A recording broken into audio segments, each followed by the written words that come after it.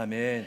여러분들은 스포츠를 좋아하십니까? 저는 운동은 잘 못하지만 운동 경기 보는 것을 좋아하는 편입니다. 작년에 하나 이글스가 야구 10개 구단 중에 2위를 차지했습니다. 여러분 매년 이 하위권을 맴돌다가 2위를 한 것도 분명히 잘한 것이죠. 그러나 대부분의 사람들이 이렇게 얘기하죠. 기회가 왔을 때, 그러니까 작년이 정말로 우승할 수 있는 타이밍이었다고 하죠. 워낙 그 외국 용병 두 투수가 너무 탁월하게 잘했고 또 이 투수와 타자의 조화가 너무 좋아서 어느 팀보다 강했기 때문에 작년이 우승 기회였다는 거죠.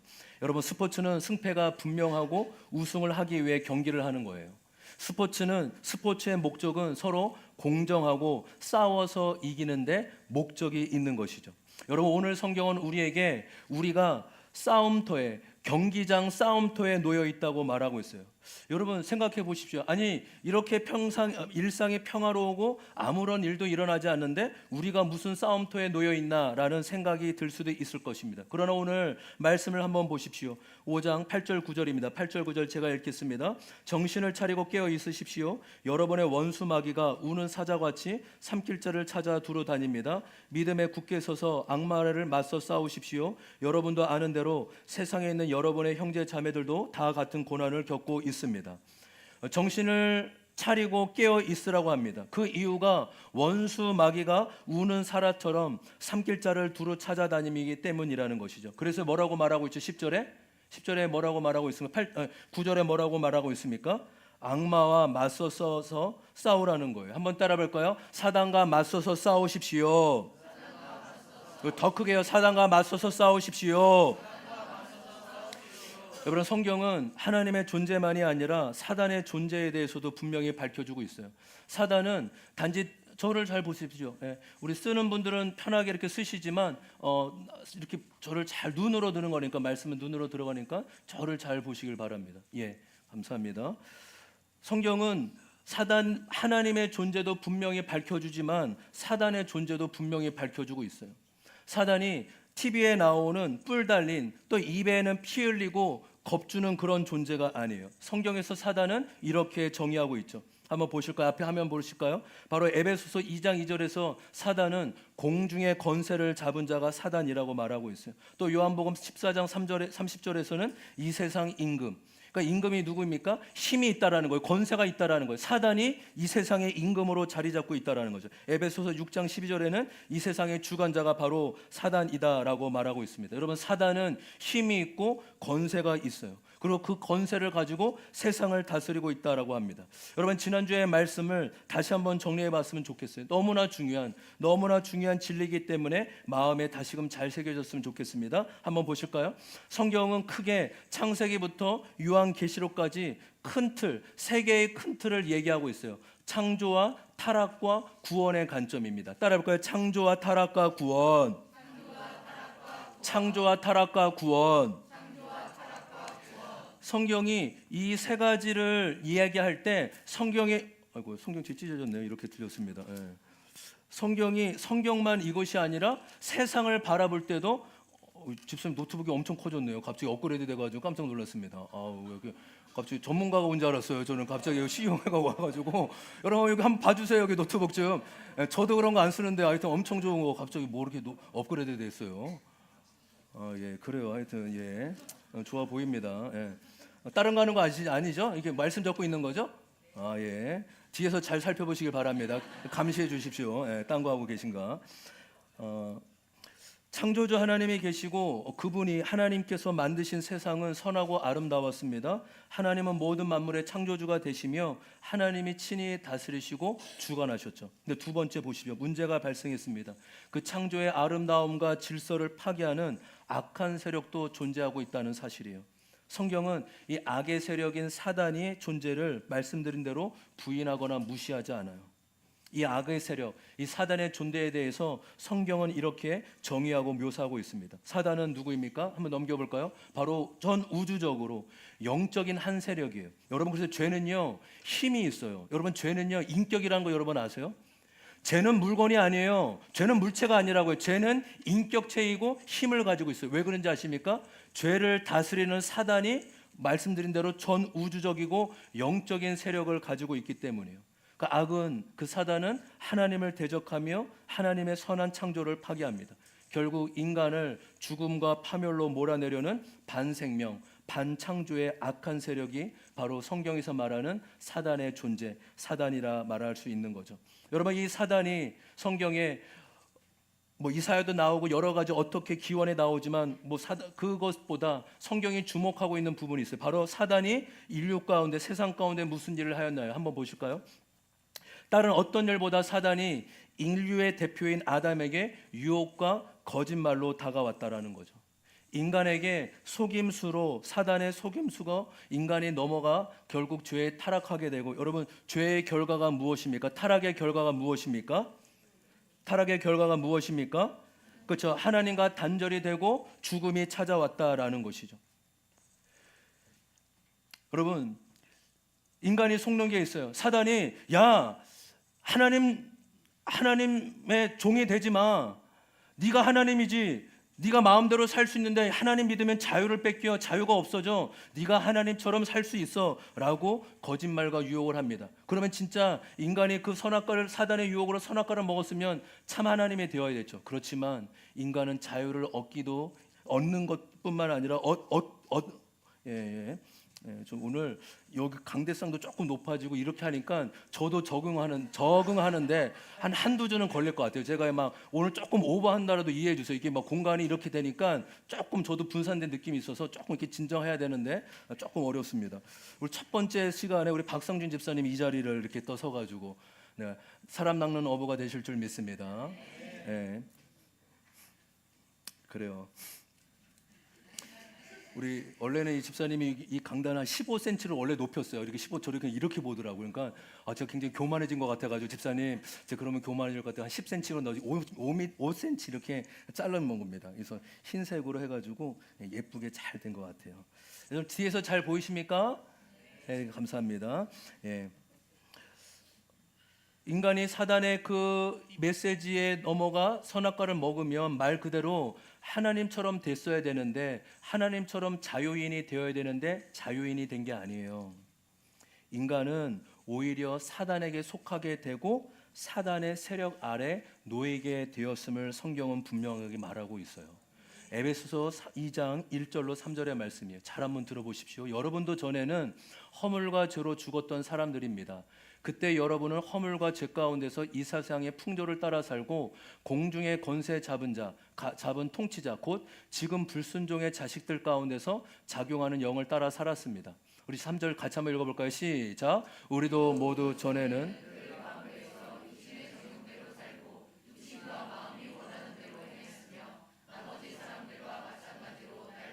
진노의 자식이었습니다. 아멘. 여러분, 에베소서 2장 1절부터 3절까지는 영적인 세계를 말하고 있어요. 여러분, 이것은 이론이나 어떤 신화가 아니에요. 영적인 세계에서 일어난 일을 이야기하고 있어요. 그래서 때로는 잘 느껴지지 않아요. 뭐라고? 우리가 진노의 자식이었다고? 우리가 예전에는 사단의 세력, 사단의 자식으로 살았다고? 이게 전혀 와닿지 않죠. 왜요? 이거는 피부로 느낄 수 있는 것이 아니라 영적인 세계에서 실제로 일어난 일이기 때문이래요. 여러분, 저와 여러분이 이런 말씀을 통해 영적인 감각을 키워나가는 은혜가 있기를 소망합니다. 그래서 우리가 지난번에 아주 중요한 얘기를 했죠. 한번 다음번도 넘겨볼까요? 기독교 진리에서는 아주 중요한 어떤 전제하는 부분이 있어요. 그것은 왜 그렇다라고 설명하지 않고 창세기 처음부터 하나님은 존재하십니다, 하나님은 창조주이십니다 라고 선포하고 전제하는 것처럼 여러 아주 중요한 진리들을 전제하는 거 있어요. 제가 한번 읽어드릴게요. 기독교 진리에 있어서 전제하는 아주 중요한 진리들이 있다. 그것은 왜 그런가 따지기보다 수용하는 것이 우선이다. 그것을 성경은 겸손이고 은혜라고 한다. 우리가 어느 나라, 어느 민족, 어느 가정에서 태어나는데 꼭 왜 거기서 태어나야 했느냐? 아무도 알 수 없다. 태어나 보니 그런 것이다. 그것을 받아들이는 수밖에 없는 것과 동일하다. 성경은 물론 우리에게 충분히 설명해 주는 부분도 있지만 그렇지 않는 부분도 있다라는 거죠. 그것은 우리가 수용하고 받아들이는 것이 겸손이고 믿음이라고 이야기하고 있는 거예요. 여러분, 성경은 우리 인간의 존재를 무슨 일을 하느냐, 성격이 어땠느냐, 얼마나 성공했냐 이런 거로 규정하지 않습니다. 성경은 우리가 어디에 소속해 있느냐, 우리의 소속과 영역이 어디에 있느냐에 따라 규명하고 있어요. 그래서 성경은 나의 존재를 소속과 영역으로 규명한다라고 말씀해 드렸죠. 여러분, 그 사람이 얼마나 대단한 사람이냐, 얼마나 돈을 많았냐, 얼마나 가치가 있냐, 여러분 성경은 그런 거 주목하고 있지 않아요. 성경은 우리가 몇 평에 사는지, 얼마나 사업을 잘하고 있는지, 얼마나 재산을 가지고 있는지 이런 거에 성경은 별로 관심이 없어요. 저와 여러분이 단 한 가지 관심이 있다면 여러분은 어디에 속해 있느냐, 당신은 어디에 속해 있습니까? 이것이 성경에 유일하게 사람을 관심을 갖는 존재의 규명이라는 거예요. 여러분, 저와 여러분도 끊임없이 세상적인 욕심과 관점을 내려놓는 은혜가 있었으면 좋겠어요. 하나님, 저도 끊임없이 얘기하잖아요. 하나님, 저에게 좋은 지역도 아니고 또 잘난 자녀들. 여러분, 저는 말씀드렸잖아요. 선민이가 키가 149에 멈춘 거 왜 그런지 아시죠? 저 때문에 그래요. 제가 예쁜 거 좋아하고 잘난 거 좋아하는데 하나님이 그거 다 내려놓게 하신 거예요. 볼 때마다 지금도 회개해요. 하나님, 저 때문에 그래요. 제 때문에 그래요. 하나님이 저와 여러분이 세상의 욕심이 아니라 끊임없이 우리를 훈련시키는 분이심을 믿습니다. 선민아, 미안해. 너에게 해서 이제 얼마 안 남아서 이제 채연이로 이제 바뀔 테니까 걱정하지 말고. 아빠 때문에 그래. 미안해. 이제 아빠 많이 내려놨어요. 이제 그 키 많이 내렸으니까 걱정하지 마세요. 여러분, 우리의 관심은 당신 무슨 차 사세요? 목사님, 저는요 10년 뒤에 벤츠 타는 게 제 목적이에요. 저는 10년 뒤에 서울 가고 50평짜리 아파트 사는 게 목적이에요. 여러분, 성경은 그거 하나도 관심 없다니까요.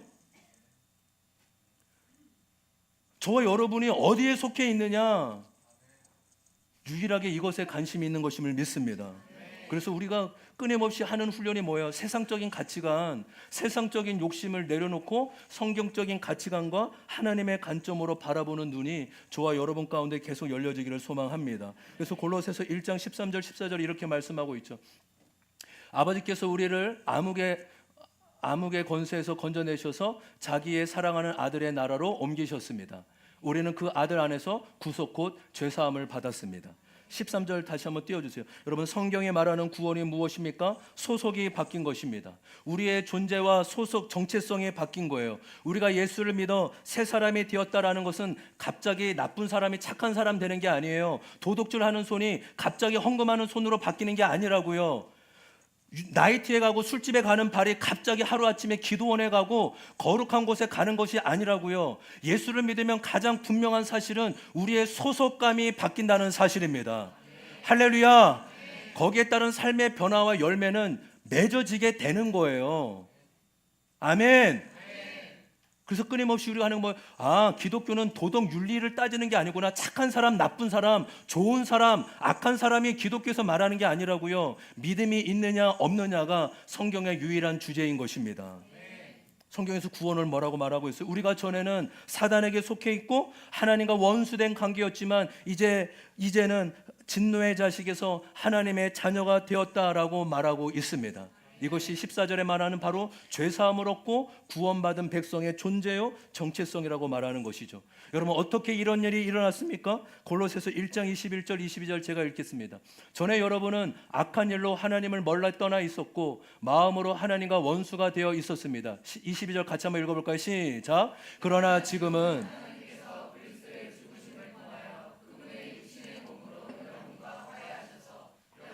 거룩하고 흠이 없고 책망할 것이 없는 사람으로 자기 앞에 내세우셨습니다. 아멘. 여러분, 우리 주 예수 그리스도의 십자가와 십자가의 죽음과 부활을 통해 구원의 일을 이루셨습니다. 아멘. 예수 그리스도의 십자가가 기독교의 중심이에요. 예수 그리스도의 십자가가, 제가 가끔 이런 표현을 쓰죠. 간증은 십자가를 통과하는 순간이다. 물론 여러분, 그 말은 어색해요. 맞지는 않아요. 그런데 이 간증이 단지 내 성공하고 잘난 얘기 아니라 내 수치와 내 죄와 수치를 하나님께 고백하는 시간. 그 십자가 앞에 서는 시간이죠. 그리고 이제는 그 간증을 통해 그 죄와 수치가 사람을 살리고 고난당한 자를 돕는 그런 아름다운 영적인 약재료가 되기를 소망합니다. 여러분, 우리가 바로 예수 그리스도의 십자가, 그렇습니다. 우리의 구원을, 우리가 하나님과 원수된 우리를 예수 그리스도의 죽음과 부활하심을 통해 우리를 하나님의 자녀로 소속을 바꿔주셨고 존재를 바꿔주신 것입니다. 여러분, 저와 여러분의 소속이 사단의 자식에서 하나님의 자녀로 옮겨졌음을 믿습니다. 아멘. 이 부분은요, 느껴지지 않아요. 이 부분은 와닿지 않아요. 그래서 여러분 어떻게 되는지 아세요? 믿어야 되는 거예요. 다시 한번요. 여러분, 이것이 와닿습니까? 안 와닿습니까? 안 와닿는다니까요. 뭐 내가 사단의 자식이었다가 지금 예수님 믿어서 하나님 자녀가 되었다고? 잘 와닿지 않아요. 그래서 어떻게 해요? 믿는 거예요. 아멘. 주님, 제가 그것을 느껴지지 않지만 제가 믿습니다. 십자가의 진리를 믿고 내가 하나님의 자녀로 옮기짐 받았음을 믿습니다. 그리고 또 하나, 이 믿음에서 입의 선포로, 입의 고백으로 고백할 때 그것이 계속적으로 우리의 영적인 확증이 될 줄 믿습니다. 그래서 베드로전서 2장 9절, 계속 우리 베드로전서 말씀 나누고 있는데 베드로전서 2장 9절 같이 한번 크게 한번 읽어볼까요? 시작. 그러나 여러분은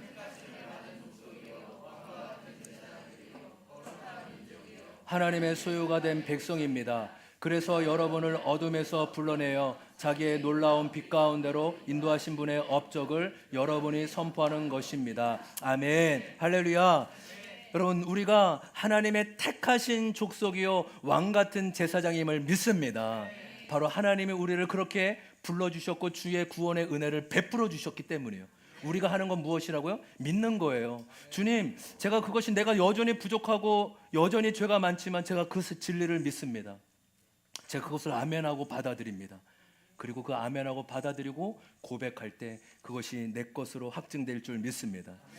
그림 한번 보실까요? 지난주에도 보여주셨지만 한번 보십시오.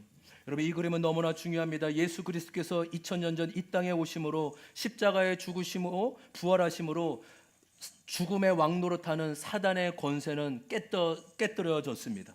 이제 사단은 더 이상 예수님을 이길 수 없어요. 그래서 우리가 아까 찬양했던 주 예수 나의 산소망, 주님의 권세를 깨뜨리셨고 사단은 더 이상 왕노릇할 수 없다라고 우리가 함께 찬양하고 높여드렸죠.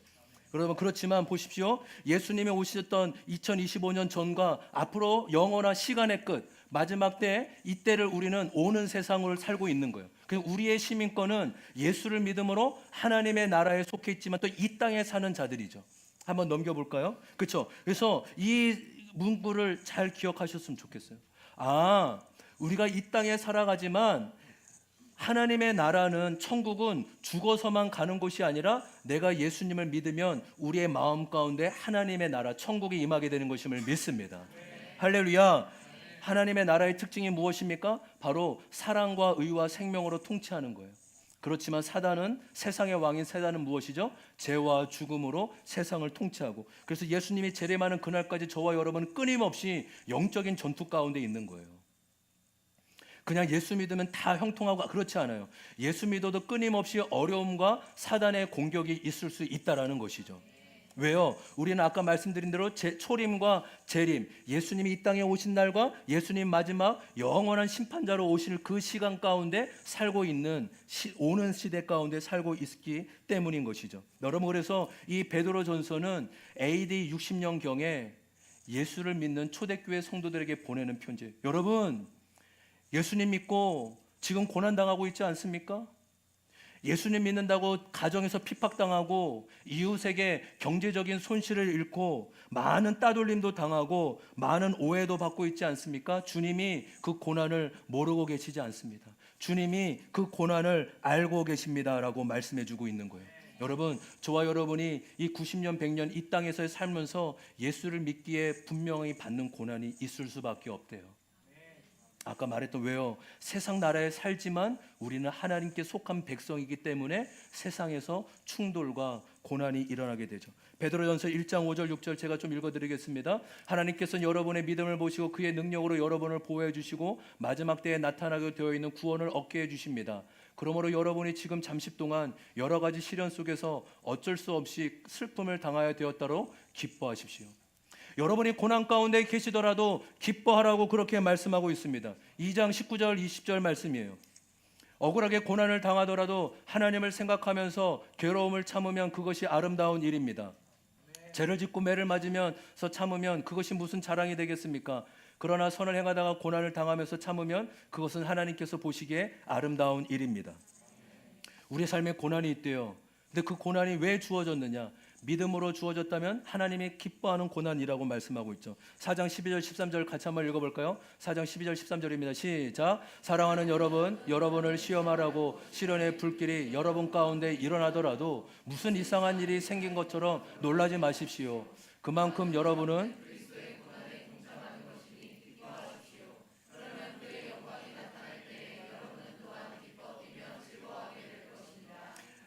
세상에 살면서 불같은 고난을 당할 텐데 너무 놀라지 마십시오. 왜냐하면 그 고난도 때로는 하나님이 믿는 자에게 허락하고 감당할 힘을 주시고 구원의 놀라운 은혜가 있다라는 것이죠. 마지막으로 5장 10절은 이렇게 말씀하고 있죠. 모든 은혜를 주신 하나님, 곧 그리스도 안에서 여러분을 자기의 영원한 영광에 불러들이신 분께서 잠시 동안 고난을 받은 여러분을 친히 온전하게 하시고 굳게 세워주시고 강하게 하시고 기초를 든든하게 세워주실 것입니다. 여러분, 지금 고난당하고 있는 그들에게 편지를 쓰며 여기에는 한 가지 분명한 특징이 있습니다. 고난이 분명히 어렵고 힘들어요. 성경은 고난이 쉽거나 가볍다고 말하지 않습니다. 그러나 그 힘든 이 땅의 고난은 특징이 무엇일까요?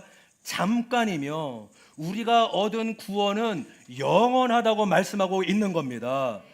아멘. 크게 합시다. 아멘. 그러니까 베드로전서가 계속 얘기하는 거예요. 여러분 고난 다 있다고요. 저도 있고 여러분 다 있다고요. 근데 그 고난은 잠깐입니다. 그러나 우리가 얻은 고난은 영원한 영광에 들어가는 놀라운 구원의 은혜다라고 말씀해주고 있는 것이에요. 여러분, 저와 여러분이 하나님의 구원의 은혜가 영원한 영광에 들어가는 은혜임을 믿습니다. 저는 그 구원을 포기하고 싶지 않아요. 저는 하나님이 선물로 주신 이 믿음을 포기하고 싶지 않습니다. 동일하게 여러분 또한 포기하지 않고라고 분명히 믿습니다. 왜요? 고난은 잠깐이지만 우리가 맞게 될 영원한 영광은 그 어떤 것도 비교할 수 없기 때문이라는 것이죠. 그래서 오늘 본문은 이렇게 말씀하고 있어요. 정신을 차리고 깨어 있으십시오. 8절 말씀 다시 한번 크게 한번 8절입니다. 읽어볼까요? 시작. 정신을 차리고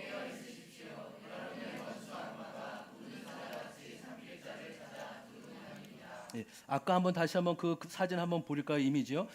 말씀드린 대로 십자가를 통해 죽음의 세력 사단의 권세는 완전히 깨졌습니다. 그러나 끝난 게 아니에요. 예수님이 재림 이 땅의 마지막 심판주로 오실 그날까지 사단은 머리는 깨졌지만 여전히 역사하고 그런 공격하고 있다라는 사실이죠. 그래서 오늘 본문에서 여러분 예수 믿는 여러분 정신 차려야 됩니다. 깨어 있으셔야 됩니다. 원수 악마가 우는 사자같이 두루 찾고 있습니다.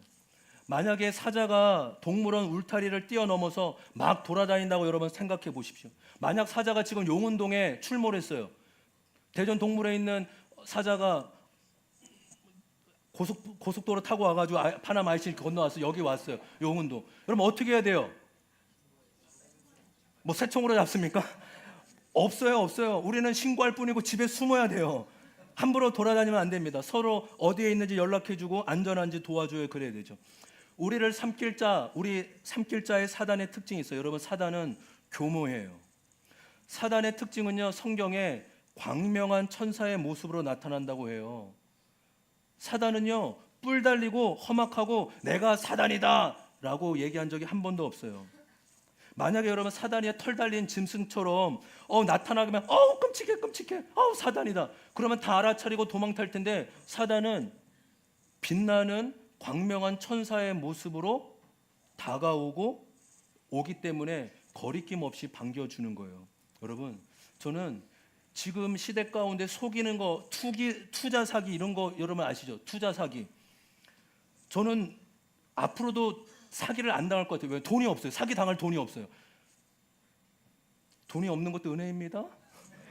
돈 있는 분들 조심하십시오. 여러분을 깨어 있으셔야 됩니다. 이렇게 또 교만하면 안 돼요. 또 돈 없다고. 여러분 왜 많은 사람들이 투기 사기를 당하고 그럽니까? 아주 그럴싸하거든요. 저는 사기꾼 중에 저는 여러 번 봤거든요. 제 필리핀에 있었고 제자교회도 사기꾼은 아주 신사적인 거 여러분 아세요? 사기꾼은 추리닝 한 번도 입고 다니지 않아요. 정말로 깔끔하고 정말로 핸섬하게 머리에 기름이 잘잘 흐르게 다닙니다. 얼마나 입술이 부드러운지 몰라요. 친절하게 설명하고 간이나 쓸개를 다 빼줄 것처럼 얘기합니다. 그리고 몇 배의 수익이 남는다고 말하고 당신은 이런 기회를 놓치면 안 된다고 말해요. 그리고 꼭 덧붙이는 얘기도 있죠. 뭐죠?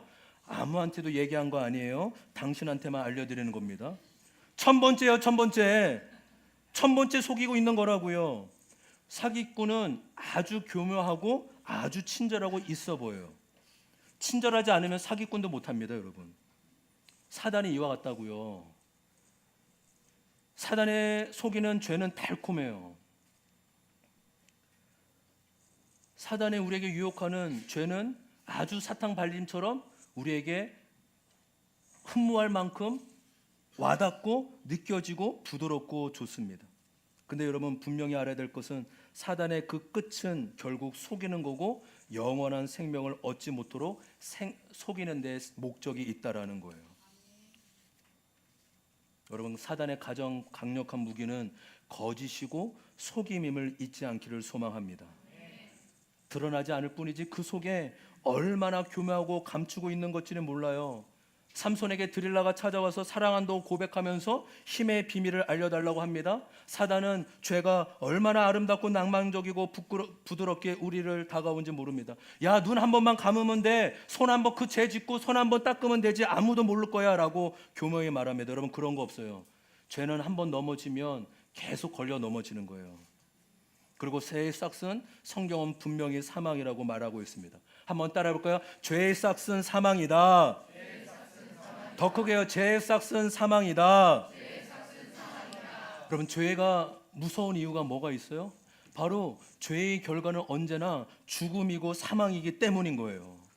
여러분 저와 여러분이 죄를 무서워할 줄 아는 은혜가 있기를 소망해요. 아멘. 크게 합시다. 아멘. 김미 집사님 아멘. 요즘에 한 2번 빠지셨는데 빠지지 마시오 집사님. 그래도 영상으로는 예배 매일 드리신다고 하는데 감사해요. 집사님 그래도 여기 오셔야 돼. 예배 드리셔야 돼.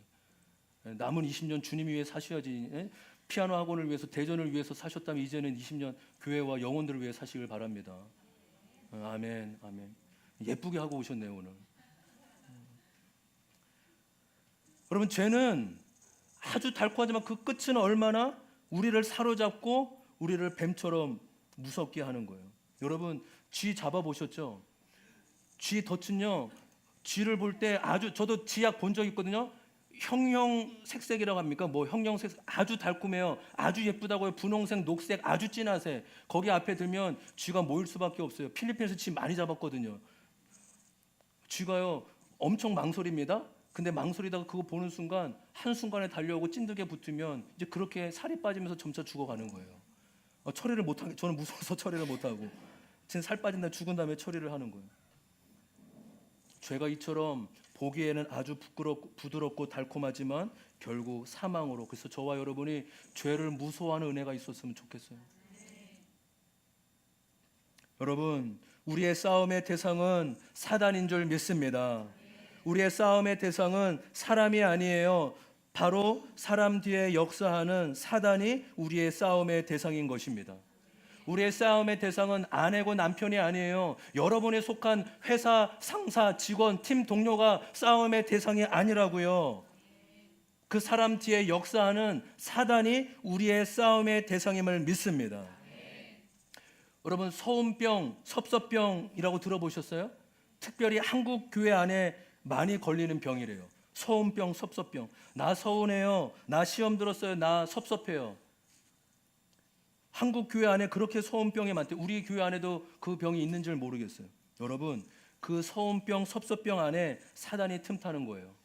야, 너 서운하지 않니? 야, 네가 이런 대접받을 사람이야? 야, 너 이번에 한 번이 아니잖아. 이때만 서운한 거 아니잖아. 여러분 이 서운병이 교회 안에 큰 어려움과 아픔을 가져다고 있는 거예요.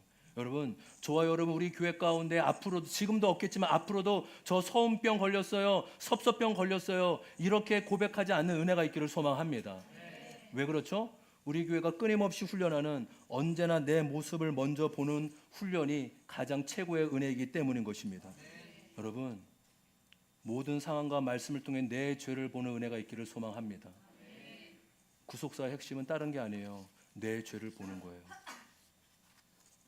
상사 욕 5번 하면 내 죄 10번 보세요. 남편 욕 10번 하면 내 죄를 20번 보시라고요. 대통령 욕 100번 하면 회개할 제목 200번 하십시오. 이것이 내가 살아나고 내가 거하는 공동체가 살아나는 길임을 믿습니다. 한번 고백해 볼까요? 서운병이 아니라 내 죄를 보는 은혜를 누리자. 우리 적용 질문 같이 한번 보도록 하겠습니다. 같이 한번 보겠습니다. 시작.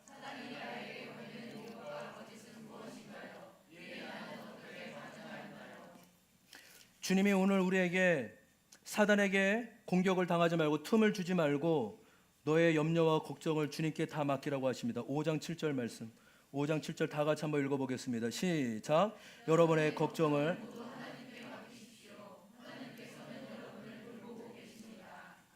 하나님은 우리에게 모든 염려와 걱정을 주님께 맡기라고 말씀하십니다.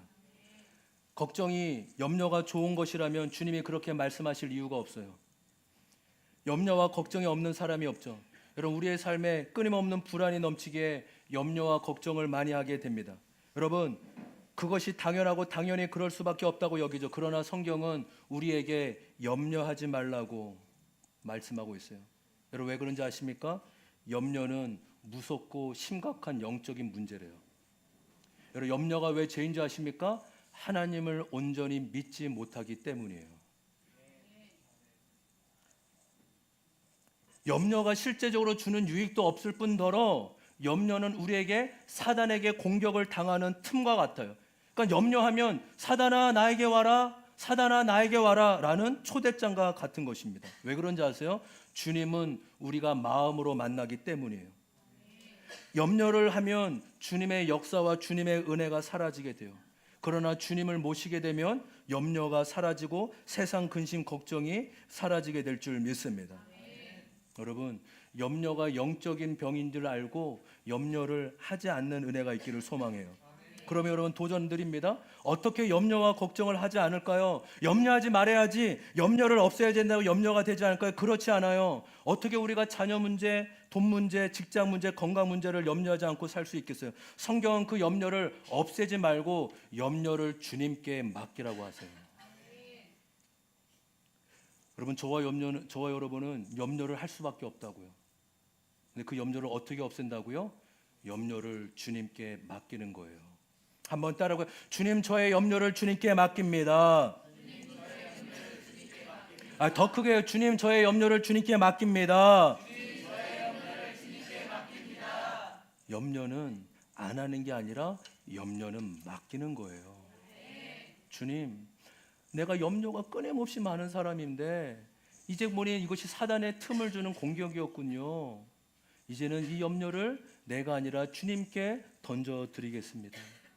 주님, 염려를 주께 맡기겠습니다. 그래서 이런 말 우리 자주 하잖아요. 죽겠다, 죽겠네. 여러분, 죽겠다가 아니라 죽게 인내로 바꾸는 은혜가 있기를 소망합니다. 할렐루야.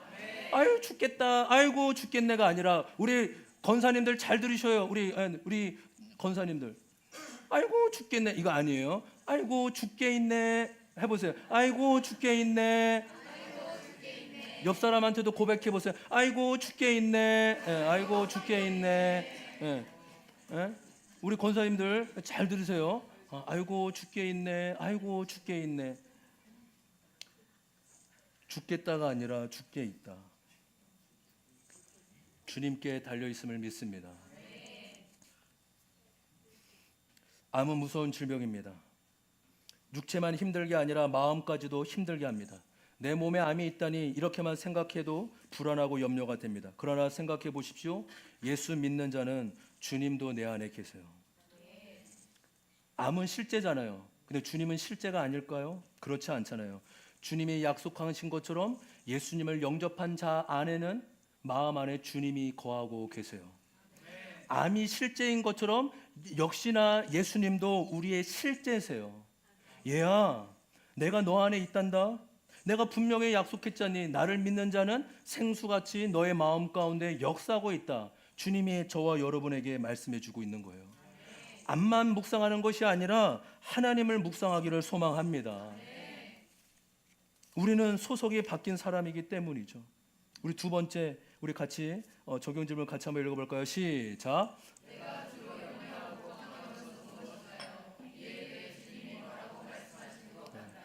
우리의 염려하는 부분 아마 사람마다 다 다를 거예요. 어떤 분들은 자녀가 집에만 나가면 우리 자녀 어디에 있지? 교통사고는 당하지 않을까? 어디 멀리 갈 때 걱정하고, 또 재정에 대한 근심이 있는 분도 있고, 관계 여러 있잖아요. 나의 주로 하는 근심. 근데 그것에 대해 주님이 뭐라고 말씀하시는지 돌아보기를 소망합니다.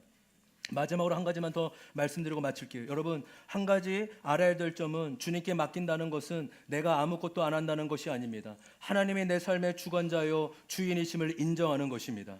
지금까지는 내가 내 마음대로 주인이 되어 결정하고 책임을 졌다면, 이제는 내가 결정하는 것이 아니라 주님께 맡기고 주님이 인정하는 삶을 살아가는 것입니다.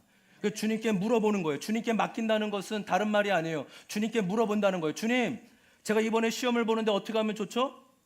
주님, 제가 이번에 어떻게 결정하면 좋을까요? 주님 말씀해 주십시오. 하나님께 물어보는 것이 하나님께 맡기는 것임을 믿습니다. 그래서 여러분, 우리가 하는 큐티가 하나님께 물어보고 맡기는 시간이에요. 저는 그래서 큐티를 이렇게 정의하고 싶어요. 제가 정의한 건 아니지만 아주 좋아요. 큐티는 콰이어 타임이 아니에요. 아무도 없는 조용한 데 사는 것이 아니라 큐티는 끊임없이 질문하는 거예요. 하나님, 지금 내 결정 맞나요? 하나님, 지금 내 모습이 하나님 보시기에 아름답나요? 라고 끊임없이 하나님 앞에 질문하는 것이 큐티임을 믿습니다. 여러분, 그리고 큐티는요, 하나님 앞에 나를 멈추는 시간이에요. 쉽지 않아요. 왜요? 저와 여러분은 멈추면 불안하거든요. 잘 들으세요. 아무것도 안 하면 불안하다고. 우리가 그 큐티는 뭐예요? 믿음이에요. 큐티는 믿음으로만 할 수 있어요. 왜요? 그때는 멈춰야 되거든요. 하나님 앞에. 아멘. 아무것도 안 하면 불안한 나를 하나님의 말씀 앞에 멈추는 거예요.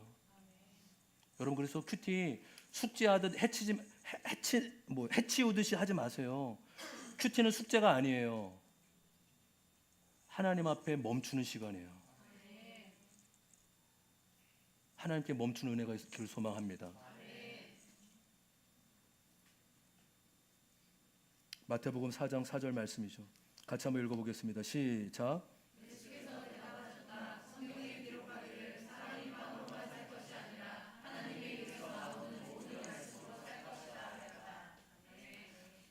저와 여러분이 하나님의 은혜로 소속이 바뀌었다면 우리의 삶의 방식은 빵으로만 사는 존재가 아니라 하나님의 입에서 나오는 말씀으로 살아가는 존재인 것입니다. 이것이 세상 사람과 다른 차이점이에요. 그들은 빵으로만 살아가지만 우리는 빵만이 아니라 하나님의 말씀으로 살아가는 사람이라는 거예요. 저는 큐티 목회를 하며 누리는 은혜와 축복이 있어요. 신앙은 무엇을 하는 게 아니구나. 신앙은 말씀과 동행하는 삶이구나. 할렐루야. 신앙은 무엇을 많이 하고 주님을 위해 대단한 일을 하는 것이 신앙이 아니라 하루하루 말씀과 동행하며 사는 거예요. 여러분, 큐티 안 하면 불안하지 않아요? 안 그렇습니까? 아멘. 그렇죠? 오늘 왜 이렇게 불안하지? 오늘 큐티 안 했네? 여러분, 이제 놀라운 은혜가 임하게 된 것입니다. 할렐루야. 그게 믿음이라니까요. 왜 이렇게 마음이 허전하지? 오늘 말씀 묵상 안 했구나. 왜요? 믿음이 무엇을 하는 게 아니라 말씀과 동행하는 삶이 믿음인 거예요. 여러분, 저와 여러분이 우리 교회가 요란한 교회 안 돼도 괜찮아요. 휘황찬란한 교회 아니어도 괜찮습니다. 그저 말씀 하나 붙들고 말씀과 동행하는 삶을 살아가는 은혜가 있었으면 좋겠어요. 저도 큐티 목회하면 저도 누리는 유익의 목회자로서 무엇 많이 안 해도 괜찮구나. 우리가 말씀 묵상하고 말씀과 동행하면 그게 믿음이지 뭐. 하나님과 함께 사는 삶이구나. 이것을 누리고 있는 것입니다. 이번 주 어느 한 집사님이 오전에 교회에 도울 일이 있어서 아침에 오게 되었어요. 집에 거리가 있어서 IC를 타고 파남 IC로 들어오는데 커브길에 미끄러져서 이 가드레일을 받아가지고 차가 크게 망가졌습니다. 수리비가 300만 원 이상 넘는다는 사고였어요. 여러분, 그러면 이런 생각 들 수 있잖아요. 내가 오늘 일도 미루고 내려놓고 교회로 가는데 어떻게 이런 사고가 일어날 수 있어? 이게 말이 돼? 이렇게 여길 수 있잖아요. 근데 그 사고 나고 그 순간, 조금 시간이 나고 그 순간 그날 큐티 말씀이 생각났대요. 목요일 아침, 때가 가까이 왔으니 정신을 차려라. 근신하고 기도하라. 그 말이 생각나면서 야, 주님이 말씀만이 아니라 상황을 통해서라도 나보고 더 정신 차리라고 하는구나. 이렇게 교통사고까지 당하면서 내가 더 깨어있고 근신하라고 하는구나 라는 깨달음이 왔다라고 합니다. 그러면 세상 사람들이 보면 정신 나갔다고 할 거예요. 너야말로 정신 차려라 이렇게 그렇게 하지 않겠어요? 그렇죠? 그러나 이것이 하나님을 믿는 백성의 삶의 방식을 믿습니다. 하루하루 주님 앞에 멈추는 삶, 내 염려를 주님께 맡기는 삶. 주님, 저는 염려가 끊이지 않습니다. 그래서 주님 앞에 멈춥니다. 주님 앞에 맡깁니다. 주님 앞에 올려드립니다. 왜요? 하나님은 우리의 삶을 돌보시고 책임져 주시는 분이시기 때문이에요. 베드로전서 5장 7절 말씀입니다. 베드로전서 5장 7절 다 같이 크게 한번 읽어보겠습니다. 시작. 여러분의 걱정을 모두 하나님께 맡기십시오. 하나님께서는 여러분을 돌보고 계십니다. 아멘. 할렐루야. 하나님 우리의 삶을 돌보시고 역사하시는 분이심을 믿습니다.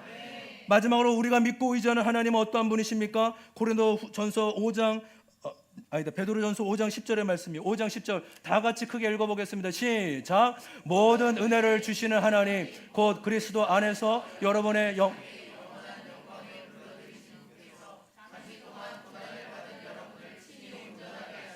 굳게 세우시고 강하게 하시고 기초를 튼튼하게 하여 주실 것입니다. 아멘. 여러분 우리가 믿는 하나님은 모든 은혜를 베푸시는 하나님이심을 믿습니다. 그냥 은혜의 하나님이 아니래요. 모든 은혜를 주시는 하나님이십니다. 그래서 그분은 우리의 고난 가운데서도 우리를 온전하게 하시는 분이시래요. 그분은 우리를 결국 굳게 세워주시고 강하게 하시는 분이시래요.